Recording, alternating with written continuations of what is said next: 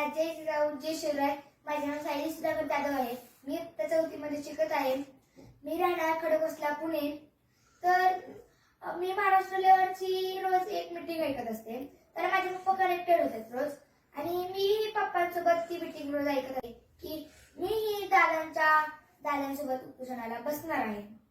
आणि माझ्या तरी जिजाऊंचं रक्त आहे, आणि जर माझे शरीर मला साथ देईल तर मी हे उपोषण सोडणार नाही, असं मी तुम्हाला सांगते. आणि आम्ही पण जिजाऊंच्या लेकी आहोत, आणि जर आरक्षण मिळत नाही तर आम्ही हे उपोषण काही सोडत नाही आणि उपोषणावरून उठणार नाही.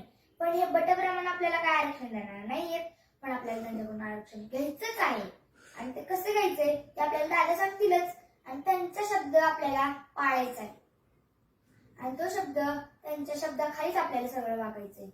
त्यामुळं सर्वांना आता आंतरवालीत भेटूच. लढेंगे जितेंगे हम सब